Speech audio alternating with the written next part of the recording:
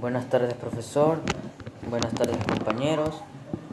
Yo les voy a hablar sobre generaciones de derechos, contexto histórico de su surgimiento. Los derechos humanos. Los derechos humanos fueron declarados durante la Revolución Francesa, siguiendo tres principios básicos: libertad, igualdad y fraternidad. El profesor y miembro del Instituto de Derechos Humanos de Estrasburgo, Karel Basak, de Checoslovaquia de 1929 a 2015, en 1979 utilizó esa declaratoria para clasificar los derechos en dos generaciones, en el contexto de su origen, que se clasifica en 4 generaciones. Primera generación: derechos civiles y políticos asociados al principio de la libertad. Tienen como finalidad el respeto de los derechos y libertades del ser humano, al igual que la protección frente a los abusos del poder, que son los derechos que defienden desde la edad antigua del siglo XVIII a.C. hasta la Edad Media, del Renacimiento y la Ilustración. Se proclaman en la Revolución Francesa para dar fin a la monarquía y se ratifican con la Declaración Universal de los Derechos Humanos en 1948. Aquí podemos entender que en la primera generación nos hablan de que los derechos civiles de los políticos asocian al principio de la libertad del ser humano y que la finalidad de ellos es respetar el derecho de cada persona, al igual que también protegen de cualquier abuso a menores, que son los derechos que defienden desde la edad antigua, desde el siglo XVIII a.C. hasta la Edad Media, en la cual se proclaman por la Revolución Francesa para finalizar la monarquía y se rectifican con la Declaración Universal en 1948. Segunda generación: surgen con la Revolución Industrial del siglo XIX, en pleno desarrollo del capitalismo y en la lucha por mejorar en las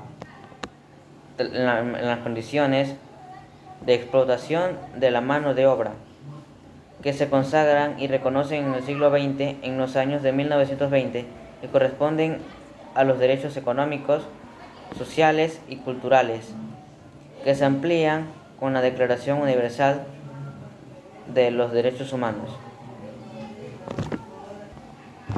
Aquí podemos ver que en pleno desarrollo de la revolución se consagran y reconocen que corresponden a los derechos económicos, sociales y culturales y se amplían con la Declaración Universal. Tercera generación: derechos colectivos relacionados con el principio de igualdad, promueven la solidaridad, exigen una coexistencia pacífica entre países, que combaten la violencia en cualquiera de sus formas y que se enfocan en los intereses, que son colectivos que superan los individuales y protegen al colectivo desde la solidaridad y que incluyen los derechos de los pueblos indígenas y tribales del planeta, que se reconocen en 1989 por la CID del Convenio de 1969. Aquí podemos ver que los derechos colectivos se relacionan con el principio de la igualdad de cada persona y que exigen una consistencia pacífica y combaten contra la violencia para vivir en paz, y que se enfocan en los intereses colectivos que superan a los individuales, a cada persona, y que lo protegen desde la solidaridad y que incluyen a los derechos de los pueblos indígenas y tribales del planeta. Cuarta generación: surgen en el siglo XXI, que están relacionados con el desarrollo de la tecnología y las TIC. Tienen que ver con el acceso directo libre a la formación y a la comunicación, al flujo e intercambio de información, a la transferencia de conocimientos, que estimulan la innovación y la formación del capital humano y evitan nuevas formas de exclusión social dentro y fuera de países.